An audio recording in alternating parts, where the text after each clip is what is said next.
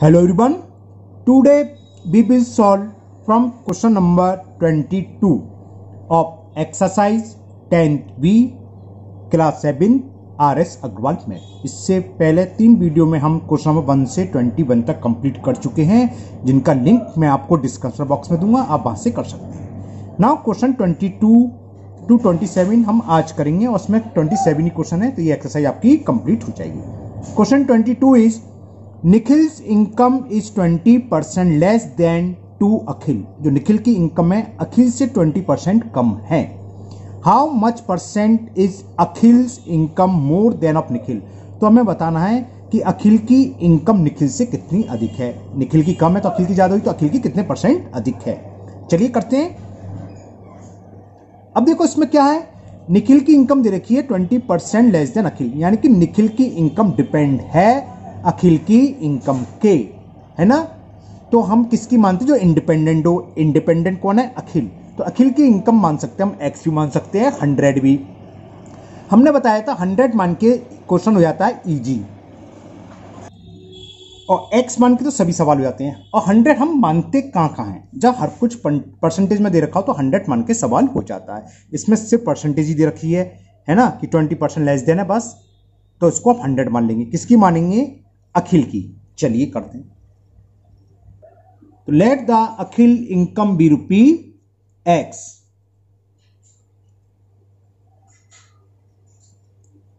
Late the अखिल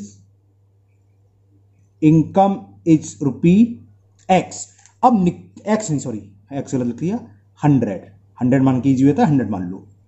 तो हमने मान ली 100। अब निखिल की इसकी 20% लेस देन है, तो 20% 100 मानने से यही फायदा होता है, 100 का 20% 20 ही आएगा।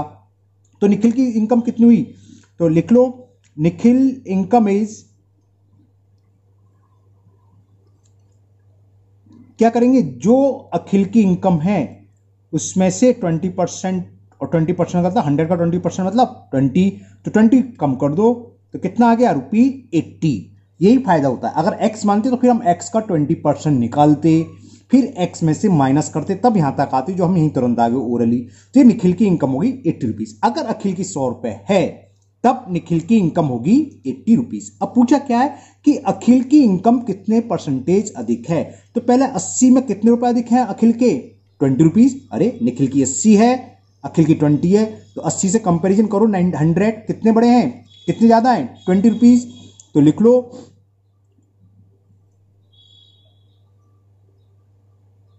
अखिल्स इनकम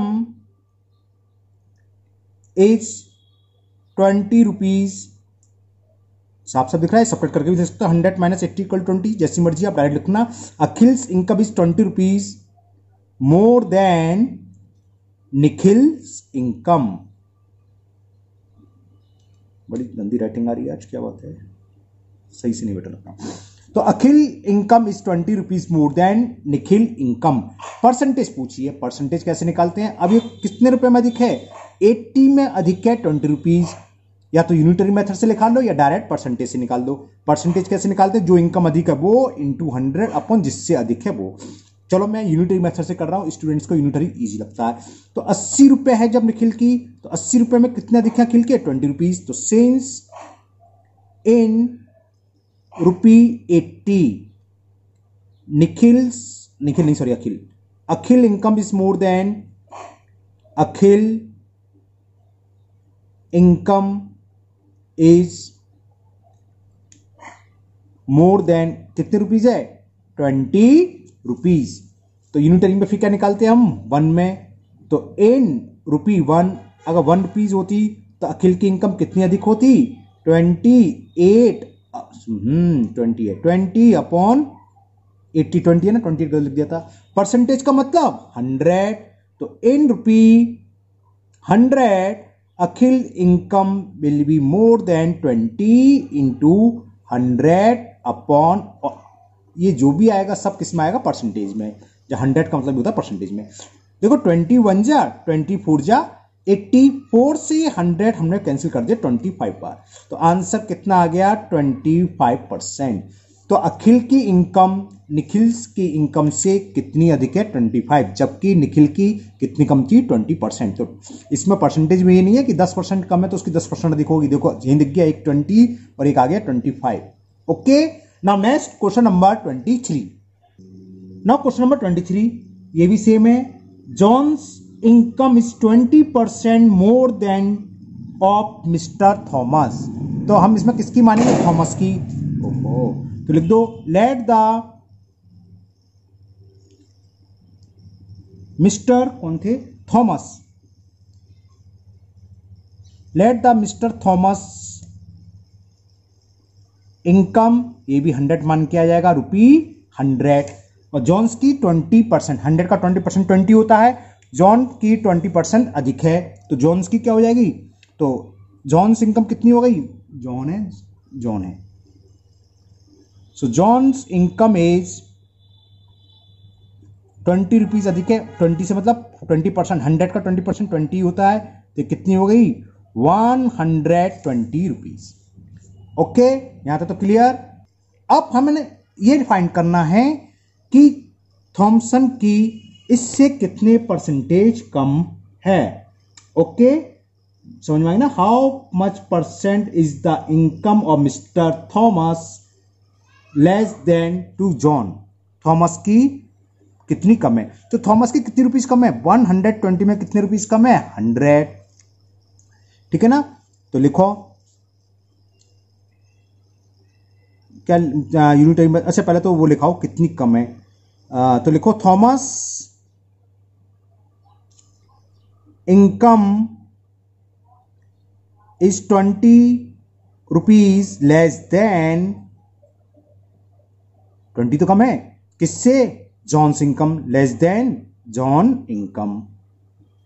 पहले तो ये स्टेटमेंट लिखना चाहिए, वो हमने लिख लिया जॉन इनकम।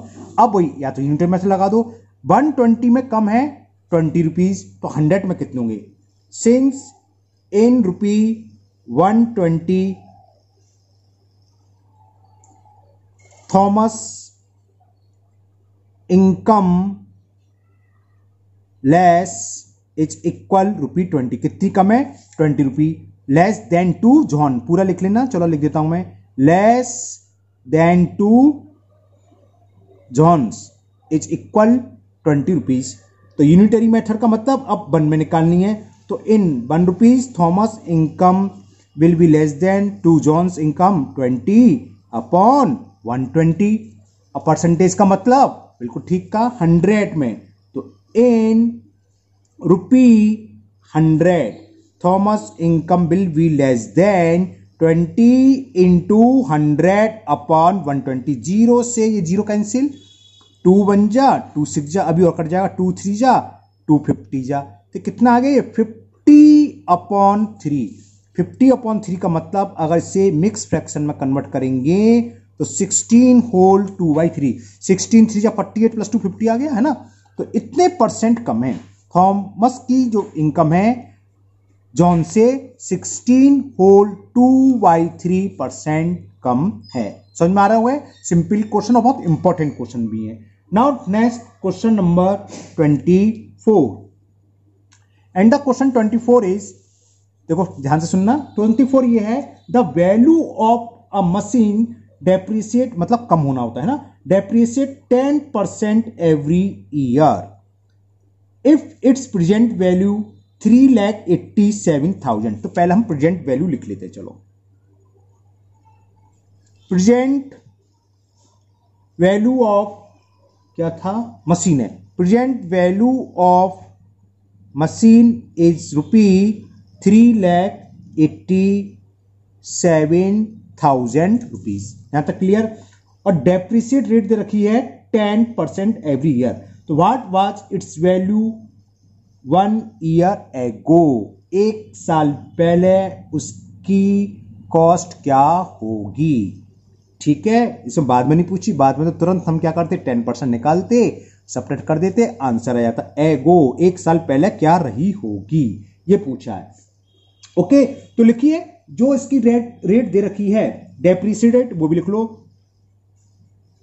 तो depreciate rate is equal 10% every year, मतलब हर साल इसकी वैल्यू 10% कम हो रही है। तो पूछा है व्हाट विल बी द, नहीं बिल क्यों पूछेगा, पहले पूछा था। तो what was the value of machine 1 year ago, 1 साल पहले मशीन की वैल्यू क्या रही होगी।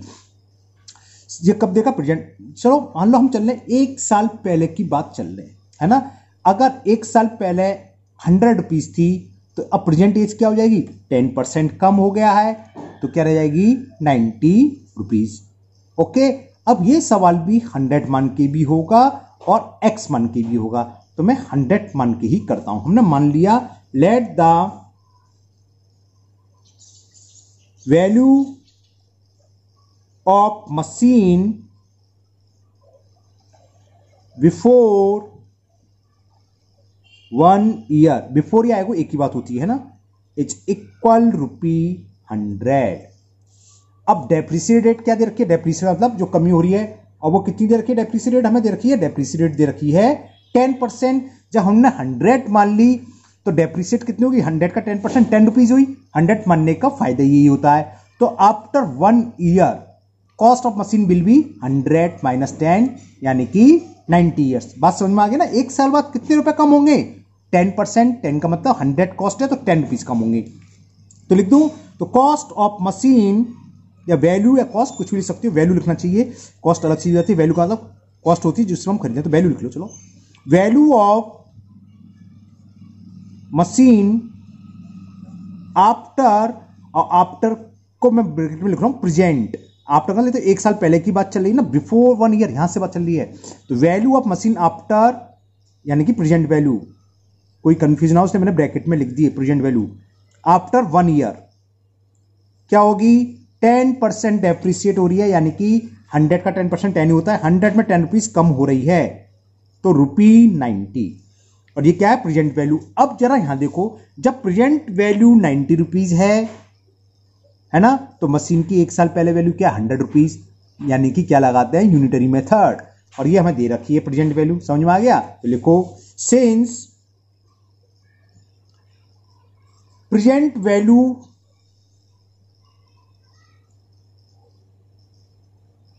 ऑफ मशीन इज ₹90, या ऐसे लिख सकते हो कि 90 rupees is the present value, then value before 1 year equal to 100, ऐसे भी लिख सकते हो, बल्कि यही वाली बाद वाली लैंग्वेज ज्यादा अच्छी थी। चलो अब ये लिख दिया, तो लिख दिया present value of machine is 90 rupees, then value of machine, ये लैंग्वेज अलग अलग हो सकती है, इससे कोई फर्क नहीं है ना, मीनिंग सेम होना चाहिए। प्रेजेंट वैल्यू, बल्कि वो आप लोग करो तो इसे लिखना कि if 90 rupees is the present value of machine, then value of machine before 1 year, है ना। तो value of machine 1 year ago, 1 year ago कितनी है, ₹100, 100 तो मानी थी हमने। अब 1 होती तो प्रेजेंट वैल्यू इज ₹1, ऐसे डेड करके आप भी कर सकते हैं, ज्यादा लंबी जो। तो 1 के लिए क्या होता है, कम के लिए डिवाइड, तो 100 अपॉन 90 रुपीज, रुपीज सब कैलकुलेट के बाद लिख लोगे, लिखना चाहो लिख लो वरना बाद में।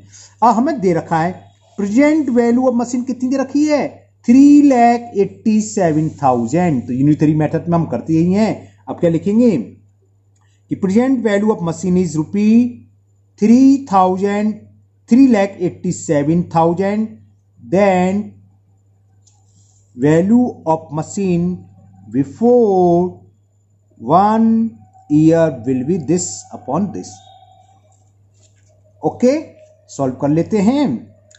0 से ये 0 कैंसिल करें, 8 से 3 से कैंसिल हो जाएगा, 9 से हो जाएगा, 9 4 जा 20, हाँ 9 से हो गया, देखो 9 1 जा 9, 9 4 जा 36, 2 7 37, सॉरी 27, 9 से 27 और 2 0, और इसके आगे 2 0 लगेंगे, तो कितना आ गया 4,3,0,0,0, बताता हूं अभी कितने हुए, 4,30,000 रुपीज। तो it is the answer of question number 24। तो समझ में आ गया है ना। तो क्वेश्चन बहुत इजी होते हैं ये परसेंटेज वाले, कहां 100 मानना है कहां नहीं, ये आपको समझ में आ गया। Now question number 25, and the question 25 is the value of a car decrease या डेप्रिसिएट एक ही बात है, कम होना है ना, annually by 20%. If the present value of the car be rupees 4,50,000, तो what will be its value after 2 years. 2 साल बाद हमें गाड़ी की वैल्यू बतानी है कितनी रह जाएगी अगर हर साल वो 20% कम हो रही है. चलिए करते हैं. तो हमने लिख लिया, ये मैंने अपने लिखा है, तो यहां से करोगे. प्रेजेंट वैल्यू ऑफ कार दे रखी है 4,50,000. अब इसकी डिक्रीजिंग रेट दे रखी है 20%, यानी कि हर साल 20% कॉस्ट कम हो जाती है. तो हमें यह फाइंड करना है कि 2 years बाद उसकी कितनी कॉस्ट रह जाएगी. तो ये तो लिख लिया हमने प्रेजेंट वैल्यू ऑफ कार 4,50,000. अब निकाल लो हर साल की डिक्रीजिंग कितनी हुई. तो लिखो the decrease in the value, the decrease, थोड़ी बहुत लैंग्वेज लिखना सीखो. The decrease in its value, किसकी वैल्यू में, कार की वैल्यू में, आफ्टर 1 years कितने कम हो रही है, 20% कम हो रही है 45,000 का. अब हमने 2 तरीके बताए हैं, या तो आप डायरेक्ट इसका 80% निकाल लो तो कॉस्ट निकलेगी, लेकिन हमने यहां लिख दिया डिक्रीज, तब डिक्रीज निकाल लेने. इसका 20% निकाल लो तो 4, ये इजी लगता है स्टूडेंट्स को, 4,50,000 इंटू 20/100. जीरो से ये जीरो कैंसिल करो, इस जीरो से ये जीरो कैंसिल करो, तो ये कितना आ गया 45 2 जा 90 और 1 2 3, यानी कि 90,000 रुपीज कम हो गई. अब जब ये रेट होती है तो कम कब हो रही है, अब जो कम होने के बाद कॉस्ट रह जाएगी अगली साल, तो नेक्स्ट ईयर उस कॉस्ट का 20% कम होगा. तो 1 साल बाद वैल्यू क्या रह गई, तो कॉस्ट या value, the value of car after 1 years, 1 year only, कितना 4,50,000, एक जीरो कम लिखा है मैंने, हाँ 4,50,000. मैं देखूं 4,50,000 ही है ना कॉस्ट, मैंने गलत कर लिया तो जीरो का अंतर पड़ जाएगा. एक सेकंड बस, कहाँ गया क्वेश्चन, 4,50,000. ओके, तो 90,000 कम हो गई, तो 4,50,000 में से हम 90,000, तो यानी कि 360 हो गया, 3,60,000 रुपीज ये इसकी कॉस्ट आ गई 1 साल बाद. ओके, अब जो नेक्स्ट ईयर डिफ्रैक्शन वो होगा, डिक्रीजिंग होगी, वो किस पर होगी, इसका 20% होगा. ये बात समझ में आ गया. तो अब निकालो the decrease its value after 2nd year. तो लिखो द डिक्रीज या डिक्रीजिंग, कुछ भी लिख सकते हो, इन इट्स वैल्यू, इट्स से मतलब कार की वैल्यू. ये तो सीख है कि 2 साल बाद 3 साल होता, तो ऐसी स्टेप बाय स्टेप बढ़ाते. आफ्टर एक फॉर्मूला भी होता है, वो मैं आपको बता दूंगा, 2 year. अब ये कॉस्ट रहेगी, इसका 20% कम होगा, 3,60,000 इंटू 20% निकालना जानते हो आप, है ना. 20% ऑफ एक्स होता है 20 इंटू एक्स अपॉन 100, वही हम लगा रहे हैं. इस जीरो से एक जीरो, एक जीरो से एक जीरो, तो अब कितना कम हो गया, 72,000 रुपीज और कम हो गया. तो ये आंसर आएगा क्या, 36 में से 72 को माइनस करना है, क्योंकि आफ्टर 2 years से पूछी है. तो लिख दो कॉस्ट या वैल्यू ऑफ कार, तो the value of car after 2 years, 1 साल बाद रह गई थी 3,60,000, 3,60,000. फिर 1 साल बाद फिर कम हो गए 72,000 रुपए और कम हो गए. तो क्या होगा, सब्ट्रैक्ट कर लें, 3 जीरो तो ऐसे ही आ गए. अब हम बोर लिए 6 से, तो 10 हो गया, 10 में से 2 गया 8, यहाँ रह गया 5, 5 से 7 जाएगा, 15 में से 7 गया 8 और 2, 2,88,000 is the value of car after 2 years. यानी कि जो कार थी जिसकी रेट ऑफ डिक्रीजिंग क्या दे रखी थी 20%, और प्रेजेंट वैल्यू थी 4,50,000, वो 2 साल बाद सिर्फ कितनी रह जाएगी, 2,88,000 रुपीज की. ओके, तो नाउ क्वेश्चन नंबर 26 है ना, इंटरेस्टिंग क्वेश्चन, प्रैक्टिकल लाइफ के ऊपर. आप लोग गाड़ी खरीदते हो तो सब हिसाब किताब लगा लोगे कितने बेचनी है, कितने में नहीं बेचनी चाहिए. Okay, next question number, second last question है 26, and the 26 is the population of a town increase 10% annually. If its present population is 60,000, तो what will be population after 2 years? इसके लिए तो मैं आपको डायरेक्ट फॉर्मूले से भी करा दूंगा, कंपाउंड इंटरेस्ट से फॉर्मूला बनता है, मैं लिख दूंगा भी, चिंता मत करो। पहले जो चीज दे रखी है इंफॉर्मेशन वो लिखो। The population of a town increases 10% annually. तो रेट ऑफ इंक्रीज, परसेंटेज को होता है तो रेट कहलाती है ना, रेट ऑफ इंक्रीजिंग, किस रेट से इंक्रीज हो रही है? 10% एनुअली था, एनुअली। ओके, अब प्रेजेंट पॉपुलेशन ऑफ टाउन दे रखी है वो लिख लो। प्रेजेंट पॉपुलेशन ऑफ टाउन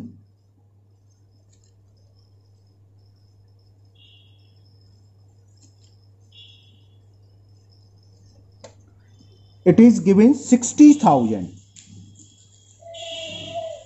तो what will be population after 2 years? हमें टाइम जो दे रखा है, कितने साल बाद पूछी है, टाइम दे रखा है हमें 2 years। तो पॉपुलेशन के केस में और अगर इंक्रीज हो रही हो तब ये फॉर्मूला काम करेगा, डिक्रीज हो रही तब नहीं करेगा, ध्यान रखना। डिक्रीज में भी आ जाता है, माइनस लगाना पड़ता है प्लस की जगह। तो लिखो पॉपुलेशन आफ्टर, ये फॉर्मूला लगा दो, सीधा सीधा, पॉपुलेशन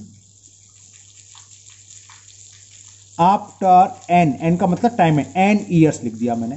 तो जो भी है 2 years है, 2 years है ना, ये निकल के आएगी। कितनी होगी? Present population,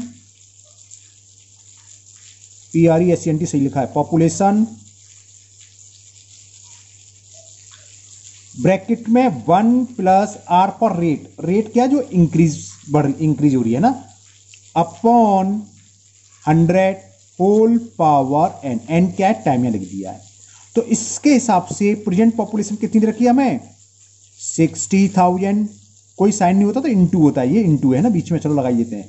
okay, 1 plus rate, rate of increasing दे रखी है 10%, 10/100 की पावर 2 years बाद पूछी है, आफ्टर 2 years। बस अब तो सॉल्व करना है। देखिए 0 से ये 0 कैंसिल, तो ये कितना हो गया?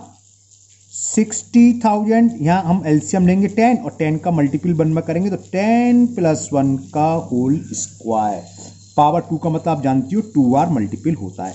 60,000 ये कितना होगा? 10 + 1 11/10 का होल स्क्वायर। बस अब सॉल्व करेंगे, इसी तुरंत आंसर आ जाएगा। वरना जैसे पहले करा है वैसे आपको 2 बार 10% निकाल के ऐड करते तब आता। 11 का स्क्वायर मतलब 11 × 11, पावर का मतलब उतने टाइम्स मल्टीपल, पावर नोटेशन आप लोग पढ़ चुके हो। 10 × 10, देखो 1 2 2 0 से 2 0, 11 × 11 होता है 121। चलो स्टेप बाय स्टेप कर दे रहे हैं। 600 बचाइए और 11 × 11 121। अब तो हो गया, मल्टीपल करना है। 6 1 जा 6, 2 0 तो आएंगे, 6 2 जा 12, कैरी 1, 6 1 जा 6 और 1 7। तो ये पॉपुलेशन आ गई। पॉपुलेशन आफ्टर, यहां लिख लेना 2 years। ओके, तो कितनी होगी? 72,600 इज द आंसर। तो ये फॉर्मूला बहुत इंपॉर्टेंट है पॉपुलेशन वाले सवाल के लिए। अगर यहां कम हो रही होती, कोई बीमारी फैल जाए, महामारी फैल जाए, तो कम भी हो जाती पॉपुलेशन, ऐसा नहीं कि हर साल बढ़ती है, तो उससे बस प्लस की जगह हमें क्या लगा देना है? माइनस। इतना ध्यान रखोगे और सेम ऐसे ही आंसर आ जाएगा। इंक्रीज है तो प्लस, कम हो रही है तो माइनस। लेकिन ये ध्यान रखना, ये है आफ्टर 2 years, और ऊपर में लगी, अगर पूछे बिफोर 2 years तो पूरा अलट पलट हो जाएगा, तो सब गलत हो जाएगा सवाल। ये आफ्टर 2 years है, या आफ्टर 2 years के लिए फॉर्मूला लगेगा। इंक्रीज और डिक्रीजिंग में सेम फॉर्मूला है, बिफोर वाला हम फिर बताएंगे। Now last question of question number 27, and the question is, पहले आप क्वेश्चन ध्यान से सुन लीजिए फिर हम करते हैं और समझना ध्यान से। Question 27 is, due to an increases in the price of sugar by 25%। इस टाइप का सवाल ऊपर हो गया था शायद, चलो बताएंगे क्या है सवाल। कि शुगर के प्राइस बढ़ गए 25%। अगर पहले 100 रुपए किलो की चीनी थी तब हो गई 125 रुपए किलो। तो by how much percent must a householder decrease the consumption of sugar so that there is no increase in the expenditure on sugar. जो शुगर पर खर्च हो रहा था, चीनी पर जो खर्च हो रहा था, वो खर्च ना करना पड़े। सवाल क्या था कि चीनी के 20% दाम बढ़ गए, 25% कॉस्ट बढ़ गई। जो चीनी 100 रुपए की आती थी अब वो आ रही है 125 रुपए की। फिर पूछा क्या है, अब भाई आ रही है तो आ रही है, 1 किलो चीनी 125 रुपए की मान लो। अब कह रहा तो हाउस जो है, जो भी यूज कर रहा है हाउस होल्डर, वो इसको चीनी को खाना कम कर दे। पहले 1 किलो खा रहा था तो अब 900 ग्राम 800 ग्राम 700 ग्राम, मतलब इतना कम कर दे जिससे कि उसके 100 रुपए पहले खर्च हो रहे थे तो अब भी 100 रुपए ही खर्च हो। ओके, चलिए करते हैं, काफी इंटरेस्टिंग सवाल है। तो इसमें 100 मान लो कि पहले चीनी पर जो खर्च हो रहा था 100 रुपीज हो रहा था, तो हम लिख देते हैं लेट द कंजप्शन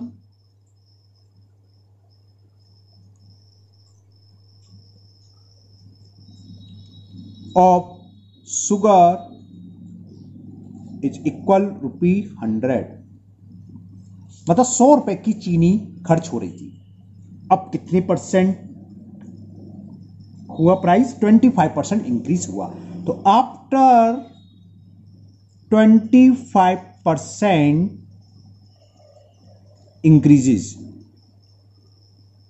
ओके, तो अब कंजप्शन कितना होगा? जब पहले जो चीनी 100 रुपए की आ रही थी अब वो 25% बढ़ गया तो 125 रुपए की होगी। 100 का मानने का यही फायदा होता है, 100 का 25% 25 ही है, तो कोई कैलकुलेशन की नहीं, डायरेक्ट हो जाती है। तो after 25% increase, now consumption of sugar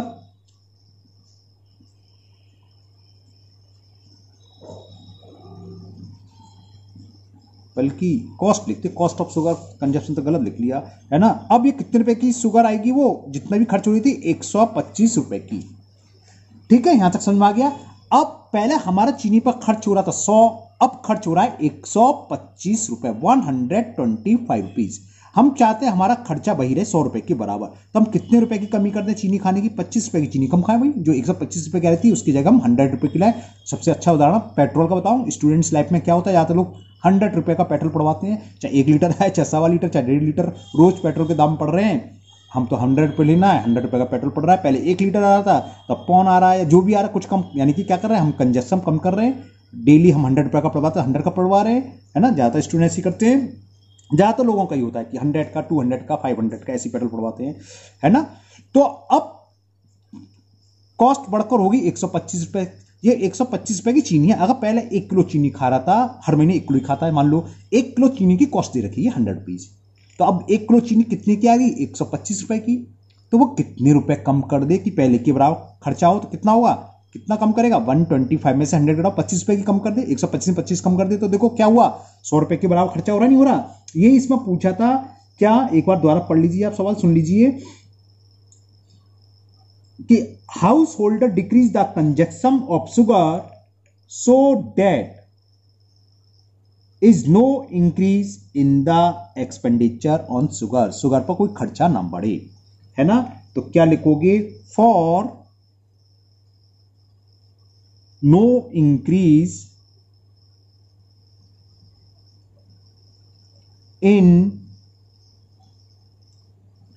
the, दी रही है लिख लेना, इन द एक्सपेंडिचर, एक्सपेंडिचर का मतलब खर्चा, ऑन शुगर। कौन है? कोई नाम दे रखा है, house holder. House holder decrease the consumption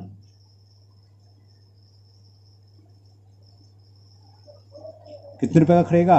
125 खर्च हो रहे हैं, पहले 100 रुपए खर्च हो रहे थे, यानी कि 25 रुपए की चीनी खाना कम करेगा। यहां तक समझ में आ गया? लैंग्वेज थोड़ी हो गई है, वैसे तो सिंपल सवाल है, बस अब तो हो गया। बढ़ने के बाद कितने रुपए हो गए थे? 125। 125 रुपए में कमी कर रहा है 25 की, तो परसेंटेज का मतलब 100 में। तो लिख दो unitary method, in rupee 125 householder decrease equal to ₹25, बस इतना लिख दे रहे हैं।